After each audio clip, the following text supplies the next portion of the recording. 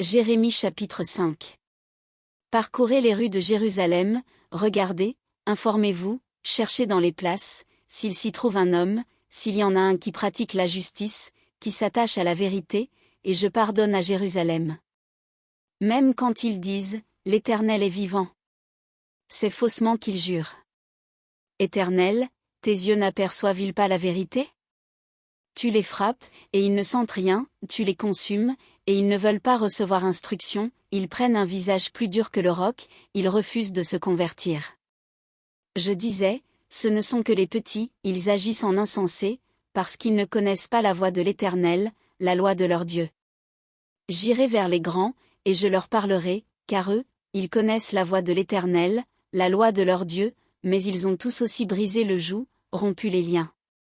C'est pourquoi le lion de la forêt les tue, le loup du désert les détruit, la panthère est aux aguets devant leur ville, tous ceux qui en sortiront seront déchirés, car leurs transgressions sont nombreuses, leurs infidélités se sont multipliées. Pourquoi te pardonnerais-je? Tes enfants m'ont abandonné, et ils jurent par des dieux qui n'existent pas.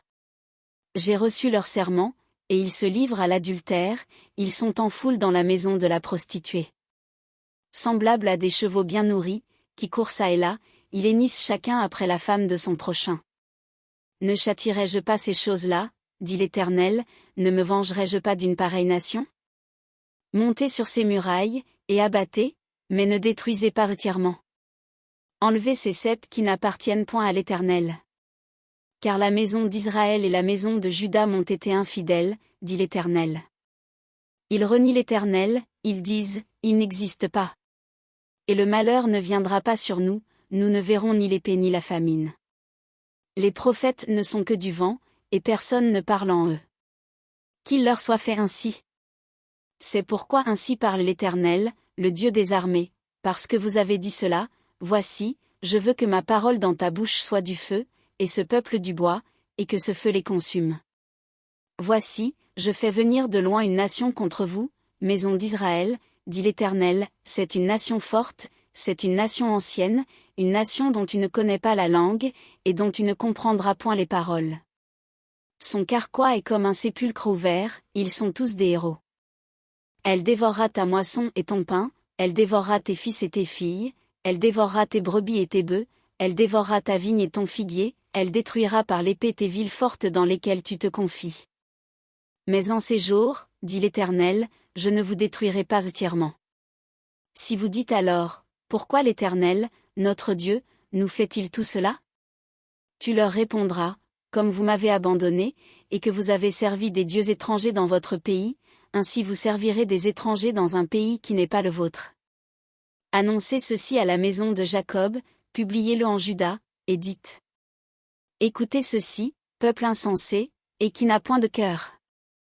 Ils ont des yeux et ne voient point, ils ont des oreilles et n'entendent point.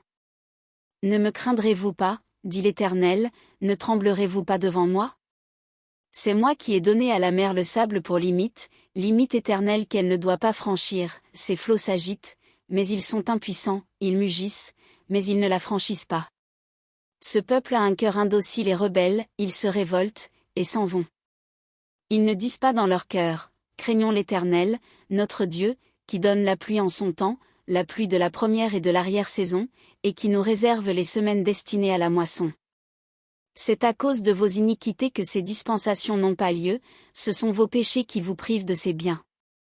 Car il se trouve parmi mon peuple des méchants, ils épient comme l'oiseleur qui dresse des pièges, ils tendent des filets, et prennent des hommes. Comme une cage est remplie d'oiseaux, leurs maisons sont remplies de fraudes, c'est ainsi qu'ils deviennent puissants et riches. Ils s'engraissent, ils sont brillants d'embonpoint, ils dépassent toute mesure dans le mal, ils ne défendent pas la cause de l'orphelin, et ils prospèrent, ils ne font pas droit aux indigents. Ne châtierai-je pas ces choses-là, dit l'Éternel, ne me vengerai-je pas d'une pareille nation? Des choses horribles, abominables, se font dans le pays. Les prophètes prophétisent avec fausseté, les sacrificateurs dominent sous leur conduite, et mon peuple prend plaisir à cela.